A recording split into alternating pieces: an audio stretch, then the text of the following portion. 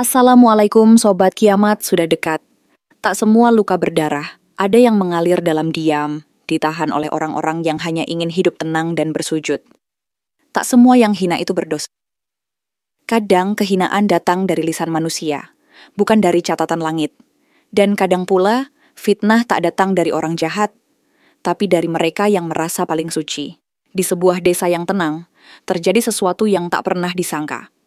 Seseorang yang tak bersalah ditarik, dihina, dan diadili bukan oleh hukum, tapi oleh amarah. Namun langit tidak diam, Allah tidak tidur. Dan ketika kezaliman mencapai puncaknya, keadilan turun dengan cara yang hanya bisa dipahami oleh mereka yang sabar dan bertawakal. Ini bukan sekadar kisah, tapi cermin bagi siapapun yang pernah menilai tanpa tabayun, dan pernah melempar tanpa bertanya. Sebelum kisahnya dimulai, dukung kami dengan like dan subscribe channel Kiamat Sudah Dekat, agar kami terus menghadirkan kisah-kisah yang menggugah hati dan menguatkan iman. Dan bagi yang telah like dan subscribe, semoga Allah angkat derajatmu, berkahi hidupmu, dan jadikan engkau hamba yang dimuliakan di dunia dan akhirat. Amin ya rabbal alamin.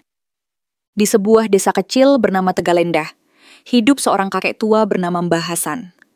Umurnya telah mencapai 72 tahun, namun langkahnya masih tenang, lisannya penuh hikmah, dan wajahnya selalu menyimpan senyum, meski pakaian yang melekat di tubuhnya lusuh dan tambal sulam.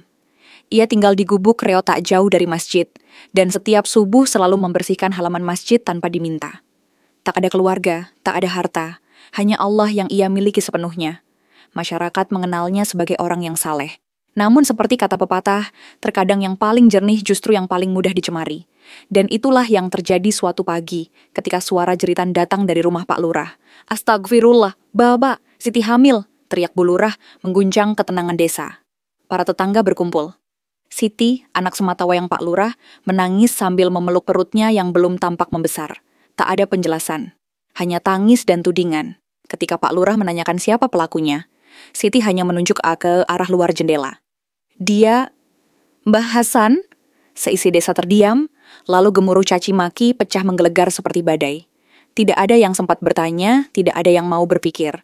Namanya disebut, maka ia bersalah. Apalagi lawannya adalah anak lurah. Perempuan, muda, terhormat. Dan yang dituduh, seorang tua renta tanpa pembela. Kabar itu menyebar lebih cepat dari angin. Seolah-olah takdir telah ditentukan. Suara azan tak lagi terdengar suci ketika keluar dari masjid yang selama ini Mbah Hasan jaga. Orang-orang mulai menjauh. Anak-anak yang dulu sering diberi kurma usai sholat, kini melemparkan batu kecil ke halaman rumahnya. Pakai sarung robek, tapi kelakuan kayak iblis, bisik seorang ibu di warung. Sementara itu, Mbah Hasan hanya diam, tatapannya tenang, bibirnya mengucap tasbih, dan tubuhnya semakin bungkuk memikul tuduhan yang bahkan tak mampu ia pahami. Ia bahkan tidak tahu bahwa Siti sedang sakit selama seminggu terakhir, karena ia terlalu sibuk mengurus kebun kecil dan merawat kucing liar yang suka datang ke serambinya. Beberapa tokoh desa mencoba meredakan emosi warga. Tapi Pak Lurah sudah bicara, saya minta keadilan, kita bawa ke balai desa. Biarlah masyarakat melihat hukuman ini sebagai pelajaran. Dan masyarakat, mereka seolah menunggu ini, seolah butuh seseorang untuk dijadikan kambing hitam agar hidup mereka terasa lebih bersih. Hari itu, Mbah Hasan digiring ke balai desa. Tangannya diikat dengan tali tambang kasar, ditarik seperti binatang. Di sekelilingnya, wajah-wajah yang dulu tersenyum, kini berubah menjadi bengis. Tak ada satupun yang bersedia mendengar penjelasan. Bahkan tidak ada yang meminta Siti bersumpah dengan nama Allah bahwa ia tidak berdusta. Di dalam hati, Mbah Hasan hanya bergumam lirih. Ya Allah, jika memang ini ujian darimu, aku terima. Jika ini bentuk penghapus dosaku, aku sabar. Tapi jika ini fitnah, engkaulah sebaik-baik pembalas. Langit siang itu mendung. Angin berhembus pelan seperti ikut menyaksikan dosa besar sedang disusun atas nama harga diri manusia. Dan sementara bumi menyaksikan, langit bersumpah untuk tidak tinggal diam. Suasana balai desa Tegalendah hari itu mencekam. Meja-meja diangkat, bangku-bangku disingkirkan. Di tengah pelataran, tanah digali membentuk lubang sedalam dada. Cukup untuk mengubur tubuh seseorang hingga hanya menyisakan kepala. Beberapa pemuda dengan wajah penuh amarah menyiapkan batu-batu sungai yang telah dikumpulkan sejak pagi. Entah siapa yang memerintahkan, tapi semua berjalan seperti telah ditentukan sejak semalam. Mbah Hasan dibawa ke sana dengan tubuh yang masih tenang, meski napasnya mulai berat. Di matanya tak ada rasa takut. Hanya kesedihan yang samar, bukan karena dirinya difitnah, tapi karena ia melihat bagaimana cepatnya manusia melupakan akhlak saat amarah membutakan. Dia harus dirajam, suara Pak Lurah menggelegar. Sorbannya melambai tertiup angin. Sorot matanya seperti api yang menyala tanpa kendali. Siapapun yang berzina dengan anakku harus menerima hukuman. Ini desa beradab. Kita tidak butuh najis seperti dia. Tidak ada pengadilan, tidak ada saksi lain, tidak ada pembela, hanya tuduhan dan batu-batu. Siti berdiri di serambi kantor desa, wajahnya tertunduk, tangannya menggenggam erat jilbabnya. Ada air mata yang jatuh, namun tak seorang pun peduli. Mereka menganggapnya sebagai bukti luka, bukan tanda keraguan. Mbah Hasan didudukkan di tepi lubang. Para pemuda menarik tali yang mengikat tangannya. Ia diturunkan perlahan ke dalam tanah. Kakinya terendam, tubuhnya dikubur hidup-hidup hingga hanya menyisakan kepala. Beberapa warga tua gemetar menyaksikan itu. Namun mulut mereka terkunci oleh rasa takut. Takut dianggap membela orang yang menghina kehormatan desa. Seseorang membawa batu pertama dan menyerahkannya kepada Pak Lurah.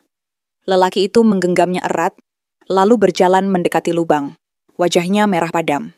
Dan untuk sesaat, mata Mbah Hasan dan mata Pak Lurah bertemu. "Jika engkau tidak bersalah, katakan sekarang," ucapnya dengan suara tertahan. Namun Mbah Hasan hanya menjawab dengan kalimat yang menggetarkan sebagian hati yang masih memiliki iman. "Cukuplah Allah sebagai saksi antara aku dan fitnah ini. Dunia kalian mungkin buta, tapi langit itu tidak." Batu pertama melayang, menghantam pelipis kiri Mbah Hasan. Darah menetes perlahan. Tapi dari mulutnya tak keluar rintihan. Ia hanya memejam dan berbisik, "La ilaha illallah." Batu kedua, ketiga, dan seterusnya menyusul. Suara keras pukulan batu itu bersatu dengan teriakan massa. Beberapa wanita menangis tapi tidak berani menghentikan. Anak-anak melihat sambil bersembunyi di balik kaki ibunya. Wajah mereka bingung melihat bagaimana manusia bisa tega kepada orang setua itu. Namun di balik semua itu, langit mendung yang tadi diam mulai bergemuruh. Angin berhembus makin kencang. Awan hitam menggumpal di atas kepala. Seekor burung hitam terbang rendah, berputar 3 kali di atas balai desa sebelum menghilang ke balik awan. Lalu, dari kejauhan, terdengar suara kuda berlari. Cepat dan panik, seseorang datang membawa kabar yang akan mengubah segalanya. Tapi belum tiba waktunya. Batu-batu masih berterbangan, dan kepala Mbah Hasan yang sudah luka parah masih tegar menatap langit seolah sedang menanti pembelaan dari Yang Maha Tinggi. Tanah mulai meminum darah. Di antara sorak dan cacian, suara takbir sesekali terdengar, dibawa oleh mereka yang mengira sedang menegakkan syariat, padahal hanya melampiaskan amarah buta. Kepala Mbah Hasan bersimbah luka, wajahnya tak lagi bisa dikenali jelas karena lecet dan bengkak. Namun dari sela bibir yang pecah, lafaz Allah, Allah, masih terdengar lirih menggigilkan hati yang diam-diam masih punya nurani. Langit kian menghitam, angin berputar tak menentu. Ranting pohon kelapa di dekat balai desa patah oleh hempasan angin tiba-tiba. Tapi manusia-manusia yang sedang melempar, tetap melempar. Mereka seolah lupa bahwa langit punya mata, dan setiap tangan yang mengangkat batu akan dimintai pertanggungjawaban. Lalu terjadilah sesuatu. Suara derap kuda berhenti tepat di depan balai desa. Seorang pemuda melompat turun dari pelana, tergesa dan basah oleh peluh. Ia membawa selembar surat, tangannya gemetar. "Pak Lurah!" teriaknya. "Jangan lanjutkan, ini pengakuan dari Siti." Semua berhenti. Batu terakhir terjatuh dari tangan seorang pemuda yang sejak awal paling bersemangat. Suara gemerincing batu itu menyadarkan beberapa orang dari amukan. Pak Lurah menghampiri, tangannya mengambil surat yang disodorkan pemuda itu. Ia membacanya dengan tergesa. Lalu wajahnya mendadak berubah, pucat, goyah, seolah tubuhnya kehilangan kekuatan. Siti berdiri perlahan dari teras. Suaranya gemetar. "Maafkan aku tidak kuat menahan malu.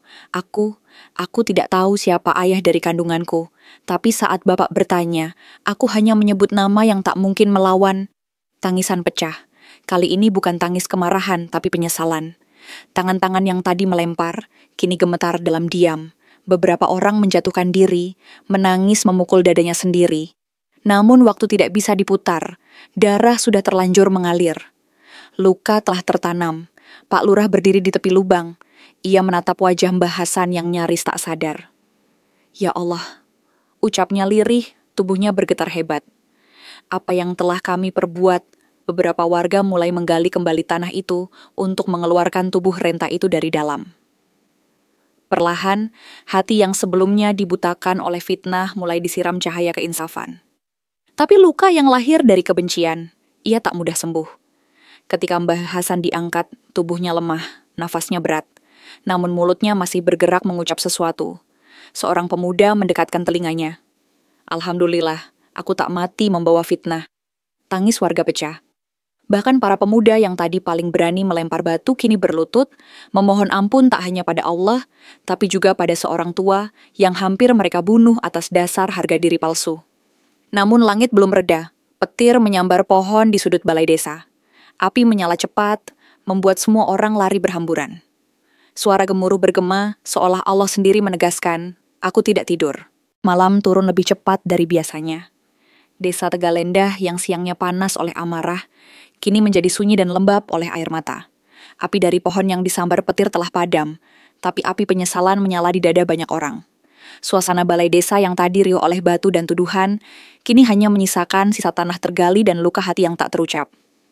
Mbah Hasan dibaringkan di rumah Pak Arifin, tokoh agama yang sedari awal memilih diam karena tahu, diam kadang lebih keras dari jeritan.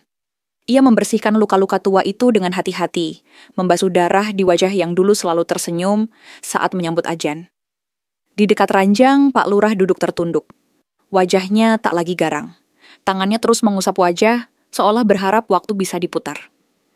Berkali-kali ia beristighfar, namun itu tidak mampu menghapus gambaran wajah Mbah Hasan saat dihujani batu, atas perintahnya sendiri. Ustaz, ucap Pak Lurah, nyaris berbisik, apa yang harus saya lakukan? Saya telah menghancurkan seorang yang mulia. Pak Arifin memandangi wajah Pak Lurah. Ini bukan tentang Mbah Hasan saja, ini tentang kita semua. Kita semua bersalah. Karena kita terlalu cepat percaya, terlalu gampang marah, dan terlalu sombong untuk memeriksa kebenaran. Di luar rumah, warga mulai berkumpul. Tidak ada yang berani pulang tanpa meminta maaf. Ibu-ibu membawa air, selimut, dan makanan. Anak-anak yang dulu berani melempar batu, kini berdiri membawa bunga. Mereka semua menunggu, berharap Mbah Hasan membuka mata, sekadar berkata bahwa semua telah dimaafkan. Namun kakek Iko itu belum sadarkan diri. Sementara itu, di kamar belakang, Siti terus menangis. Ia tak berani keluar, malunya menggunung. Tapi Pak Arifin kemudian mengetuk pintu dan masuk. Nak, kamu sudah jujur, dan jujur itu awal dari taubat. Tapi kau juga harus meminta maaf, tidak hanya pada Mbah Hasan, tapi pada Allah, dan pada seluruh orang yang telah kau seret ke dalam dosa. Dengan tubuh gemetar, Siti keluar. Tangannya menggenggam Al-Quran, langkahnya perlahan mendekati ranjang tempat Mbah Hasan terbaring. Ia bersimpuh, tangisnya pecah. Mbah, ampuni aku menyesal. Tidak ada jawaban. Namun ketika Siti mencium punggung tangan kakek itu, kelopak mata yang hampir tertutup perlahan bergerak. Suara lirih keluar dari bibir yang penuh luka. Allah, Maha Pengampun. Siapa aku? Kalau tidak memaafkan, semua yang mendengar menangis. Tak ada satupun warga desa yang tidak menundukkan kepala. Bahkan langit malam yang pekat perlahan terbuka sedikit. Bulan mengintip dari balik awan, memberi cahaya redup yang menenangkan. Malam itu, desa Tegalendah tak tidur. Mereka berkumpul, sholat berjamaah, membaca istighfar bersama. Anak-anak diam di pangkuan ayah mereka. Ibu-ibu saling berpegangan. Tidak ada yang mengangkat suara, karena mereka sadar dosa mereka terlalu keras untuk ditebus dengan keramaian. Mereka butuh diam untuk mendengar nurani. Dan di antara itu semua, suara Mbah Hasan kembali terdengar, meski sangat pelan. Jangan salahkan Siti. Salahkan nafsu kalian yang lebih percaya emosi daripada akal. Fitnah lebih kejam dari pembunuhan. Dan kalian hampir membuktikannya. Subuh menyapa desa Tegalendah dengan embun yang lebih basah dari biasanya. Suara adzan menggema pelan dari masjid, tidak lantang seperti biasanya, tapi cukup untuk mengguncang hati yang semalam penuh tangis. Di tengah sepinya dunia, Mbah Hasan bangun dari ranjangnya, meski harus dibantu oleh dua orang pemuda desa yang kini hampir tidak pernah melepas pandangan bersalah dari wajahnya. Tubuh renta itu penuh luka. Tapi dalam luka-luka itu tak ada sedikit pun dendam. Hanya kelelahan dan cahaya sabar yang menyelimuti wajahnya. Ia meminta diantar ke masjid, meski semua orang melarang. Tapi dengan suara pelan namun tegas, ia berkata, "Biarkan aku datang ke rumahnya, karena hanya itu yang menguatkanku semalam." Masjid mendadak, sunyi saat Mbah Hasan masuk dengan langkah goyah. Orang-orang berdiri, menunduk, beberapa menangis sambil memegangi dada. Pak Lurah sujud begitu Mbah Hasan melewati saf terdepan. Tangisnya pecah, namun tak ada yang bisa ia ucapkan selain derayan air mata yang jatuh ke lantai masjid. Mbah Hasan duduk di pojok masjid, di tempat ia biasa membersihkan sajadah, menyapu dedaunan, dan mengajarkan anak-anak Iqra. Ia memandang sekeliling dengan mata sendu, lalu berkata pelan, "Syukurlah, rumah Allah ini belum mengusirku." Setelah sholat, Pak Arifin naik ke mimbar. Suaranya berat tapi tegas. "Hari ini kita semua telah belajar. Fitnah bisa datang dari mulut siapa saja, tapi yang memperbesar adalah telinga yang tak berhati-hati dan tangan yang terlalu cepat menimpali." Ia menatap seluruh jamaah, lalu menunjuk ke Mbah Hasan. "Dan Allah telah menunjukkan kepada kita bahwa kebenaran itu tak pernah mati, meski terkubur sekalipun, bahwa langit tak tinggal diam saat bumi berlaku zalim. Hari ini, mari kita perbaiki bukan hanya desa ini, tapi juga hati kita." Setelah itu, desa Tegalendah berubah, bukan karena trauma, tapi karena taubat yang nyata. Warga membangun kembali gubuk Mbah Hasan menjadi layak huni. Anak-anak kembali belajar mengaji, kali ini dengan mata yang bersinar dan telinga yang lebih terbuka. Orang-orang mulai mengedepankan tabayun daripada prasangka. Dan yang lebih penting, mereka belajar menahan tangan dari melempar batu dan belajar mengulurkan tangan untuk memeluk. Siti, di bawah bimbingan Pak Arifin dan para ibu-ibu, mulai menjalani taubat dan kehidupan baru. Ia mengaku dosa, dan dengan tekad yang kuat memilih tinggal di pondok khusus ibu-ibu hamil untuk menenangkan diri dan memperbaiki masa depannya. Pak Lurah, yang tadinya disegani karena kuasa, kini dihormati karena kesediaannya meminta maaf dan menebus kesalahan. Ia menyerahkan jabatannya, memilih menjadi pelayan desa, membantu warga tanpa bayaran, menyapu jalan, dan menjaga balai desa seperti penjaga malam. Dan Mbah Kiam Hasan, ia tetap seperti semula, tidak meminta balasan, tidak mencari kehormatan. Ia hanya ingin hidup tenang, dekat dengan sajadah, dan menjauh dari sorotan. Tapi bagi warga, ia adalah guru. Bukan karena ilmunya, tapi karena sabarnya. Bukan karena pidatonya, tapi karena diamnya yang penuh makna. Seseorang pernah bertanya padanya, "Mbah, bagaimana bisa Mbah memaafkan mereka semua?" Mbah Hasan menjawab, "Karena aku tak ingin membawa batu-batu itu ke akhirat." Dalam hidup ini, terkadang yang paling berat bukanlah luka fisik, melainkan fitnah yang menusuk hati. Fitnah tak hanya menghancurkan satu jiwa, tapi bisa menyeret satu desa dalam dosa bersama. Dan dalam kisah ini, Allah menunjukkan bahwa kezaliman yang dibiarkan akan tumbuh menjadi kehancuran. Namun sabar yang dijaga akan menjadi tameng dari langit. Mbah Hasan bukan orang besar. Ia hanya seorang tua renta, miskin harta, tak punya keluarga, bahkan tak punya kuasa untuk membela diri. Tapi ia punya satu hal yang tak dimiliki orang-orang yang melemparinya. Keyakinan bahwa Allah tidak tidur. Dan dari keyakinan itulah, kebenaran yang hampir terkubur kembali muncul ke permukaan. Desa Tegalendah pun belajar. Mereka belajar bahwa tidak semua yang tampak hina layak dihina, dan tidak semua yang tampak terhormat selalu benar. Mereka belajar bahwa lidah bisa jadi lebih tajam dari pedang, dan batu bisa lebih ringan dari ucapan jika dilemparkan atas nama kebencian. Mbah Hasan pernah berkata, "Manusia bisa salah, tapi Allah tak pernah salah menilai. Dan sebaik-baik pembalasan adalah darinya, bukan dari kita." Maka ia memilih memaafkan. Bukan karena lemah, tapi karena ia kuat untuk tidak membalas. Karena ia paham, siapa yang melepaskan dunia akan disambut langit. Dan siapa yang menggenggam sabar akan ditenangkan oleh tangan-tangan malaikat. Begitulah akhir dari kisah ini. Di dunia, Mbah Hasan mungkin tak dikenal. Tapi di langit, barangkali namanya disebut-sebut sebagai salah satu hamba yang ketika dizalimi, memilih untuk tetap bersujud dan bukan menuntut. Yang ketika difitnah, memilih untuk memaafkan, bukan membalas. Semoga kita bukan bagian dari tangan yang melempar batu, melainkan bagian dari hati yang segera sadar dan memilih untuk merunduk, karena takut pada keadilan Allah yang tak pernah tertidur. Fitnah lebih kejam dari pembunuhan, dan semoga kita tak jadi pelakunya, walau hanya lewat diam yang membiarkan.